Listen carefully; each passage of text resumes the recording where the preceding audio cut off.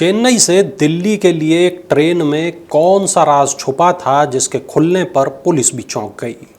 ये कौन सा मामला है जिसकी जांच आगरा से लेकर चेन्नई तक की पुलिस कर रही है, और आखिर ये कौन सा केस है जिसकी चर्चा मीडिया से लेकर सोशल मीडिया तक में हो रही है।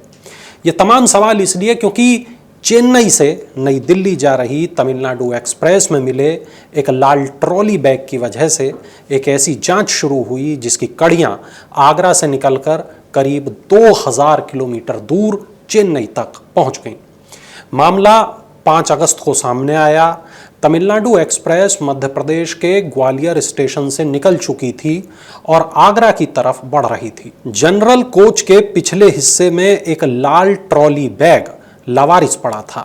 उससे तेज दुर्गंध आ रही थी और कुछ रिसने की सूचना भी रेलवे को दी गई। रेलवे कंट्रोल रूम तक खबर पहुंची और आगरा में जीआरपी और आरपीएफ को सतर्क कर दिया गया। लेकिन सवाल यह कि आखिर इस लाल बैग के अंदर ऐसा क्या था कि रेलवे सुरक्षा एजेंसियों को तुरंत हरकत में आना पड़ा। ट्रेन सुबह आगरा कैंट रेलवे स्टेशन पहुंची तो जीआरपी और आरपीएफ के जवान जनरल कोच तक भागते हुए पहुंचे और उस लावारिस बैग को ट्रेन से उतारा। बैग को खोला गया तो अंदर सड़ी गली स्थिति में मानव अवशेष मिले। आज सुबह 5 बजे करीब सूचना प्राप्त हुई कंट्रोल रूम से कि तमिलनाडु एक्सप्रेस जो 12621 ग्वालियर से निकल चुकी है, उसके जनरल कंपार्टमेंट में पीछे की तरफ एक ट्रॉली बैग लाल रंग का रखा है जिसमें से कुछ द्रव बाहर निकल रहा है और बदबू आ रही है। इस सूचना पर तत्काल कार्रवाई करते हुए आगरा कैंट जीआरपी पुलिस और आरपीएफ के द्वारा संयुक्त रूप से कार्रवाई की गई। उस बैग को नीचे उतार के देखा तो उसमें कुछ सड़े गले अवशेष हैं जो मानव अवशेष प्रतीत हो रहे हैं, मिले हैं, जिनको तत्काल पोस्टमार्टम के लिए भेजा गया है। पोस्टमार्टम रिपोर्ट के आधार पर आगामी विधिक कार्रवाई की जाएगी। और वो जो उसमें रैपर में जिसमें वो लिपटे हुए हैं उसमें वो चेन्नई का एक लोगो लगा है, जिसके आधार पर चेन्नई भी एक टीम जांच के लिए तत्काल रवाना कर दी गई। सब कुछ अवशेष हैं कि पूरी बॉडी?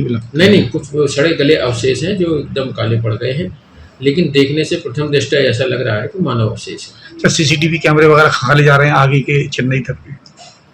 हाँ, सब पूरा चेन्नई टीम रवाना की जा रही है और वहां से वो जैसे उसको आगे लीड मिलेगी उस हिसाब से वो कार्रवाई करती है। शुरुआती रिपोर्टों के मुताबिक इनमें एक पैर और पेट के हिस्से जैसा एक अंग शामिल था।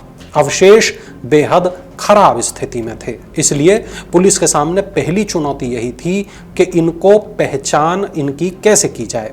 इन्हें पोस्टमार्टम के लिए भेजा गया और जांच शुरू कर दी गई। लेकिन इसी बैग के अंदर एक सुराग भी था, एक ऐसा सुराग जिसने जांच की दिशा सीधे दक्षिण भारत की तरफ मोड़ दी।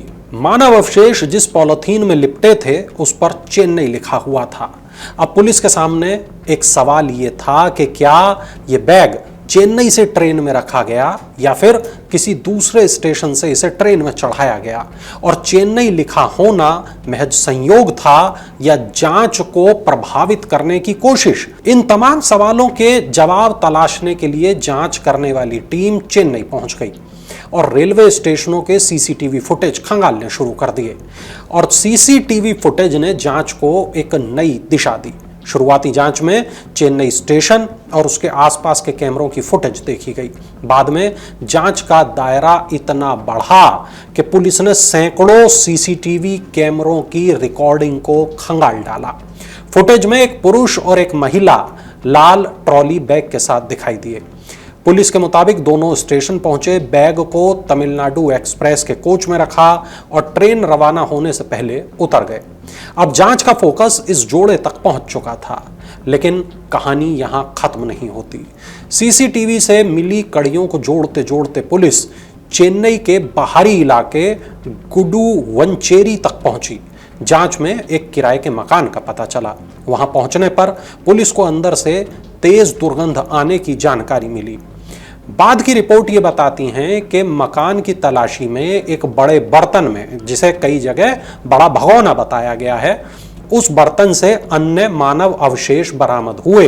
यानी अब पुलिस के सामने 2 अलग अलग जगहों से मिले मानव अंग थे, एक तमिलनाडु एक्सप्रेस की लाल ट्रॉली बैग से और दूसरा चेन्नई के इस मकान से। अब सबसे अहम सवाल ये क्या दोनों जगह जो मिले हैं मानव अवशेष वो एक ही शख्स के थे, एक ही व्यक्ति के थे? जांच आगे बढ़ी तो पुलिस ने मृतका की पहचान से जुड़ी कड़ियां जोड़ना शुरू कर दी। पुलिस को यह पता चल चुका था कि ये जो लाश है ये किसी औरत की है, किसी लड़की की है। सीसीटीवी और दूसरे सुरागों के आधार पर माणिकुद्दीन लश्कर और भगवती मांझी नाम के दो लोग जांच के घेरे में आए, केंद्र में आए।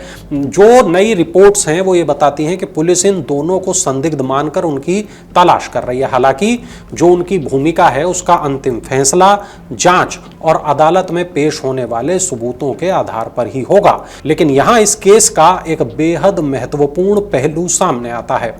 शुरुआती जांच में अवशेषों को लेकर कई तरह की जानकारियां सामने आई थी, लेकिन बाद की जो पुलिस की जांच है उसमें यह पता चलता है कि मृतका की पहचान निशा नाम की महिला के रूप में हुई है। हालांकि निशा के मूल निवास को लेकर भी अलग अलग मीडिया रिपोर्ट में अलग अलग जानकारी प्रकाशित हुई है और यही कारण है कि इस मामले की जो शुरुआती रिपोर्ट है और बाद में जो तथ्य सामने आए हैं उनके बीच में फर्क को समझना बेहद जरूरी है। और क्या पुलिस ये पता लगा पाई कि हत्या क्यों हुई? फिलहाल इसका स्पष्ट कोई जवाब नहीं है। ताजा रिपोर्ट्स ये बताती हैं कि हत्या के पीछे का मकसद, पूरी परिस्थितियां अभी भी जांच का विषय है। ये प्रेम संबंध का मामला है, आपसी विवाद का मामला है या कोई दूसरा कारण? हत्या की निश्चित वजह बताना फिलहाल जल्दबाजी होगी, पुलिस का यही कहना है। पुलिस संदिग्धों की तलाश के साथ इस बात की कड़ियां जोड़ने में लगी हुई है कि हत्या हुई कहां थी, मानव अवशेष अलग अलग जगहों तक कैसे पहुंचे और इस पूरे घटनाक्रम में किसकी क्या भूमिका रही। इस मामले ने रेलवे सुरक्षा को लेकर भी एक बड़ा सवाल खड़ा किया है। अगर सीसीटीवी में दिखाई दे रहा लाल ट्रॉली बैग वास्तव में चेन्नई स्टेशन से तमिलनाडु एक्सप्रेस के कोच में रखा गया था तो यह बैग बिना जांच के ट्रेन तक कैसे पहुंच गया? और अगर यात्रियों या किसी सतर्क व्यक्ति ने बैग से आती दुर्गंध और रिश्ते पदार्थ की सूचना न दी होती तो क्या यह बैग नई दिल्ली तक पहुंच जाता? एक लावारिस लाल सूटकेस से शुरू हुई इस कहानी की कई कड़ियां अब जुड़ चुकी हैं, लेकिन कुछ सबसे बड़े सवालों के जवाब अभी भी जांच में छुपे हुए हैं। आखिर इस महिला की हत्या क्यों की गई? मानव शरीर को टुकड़ों में बांटकर अलग अलग जगह छोड़ने के पीछे क्या योजना थी?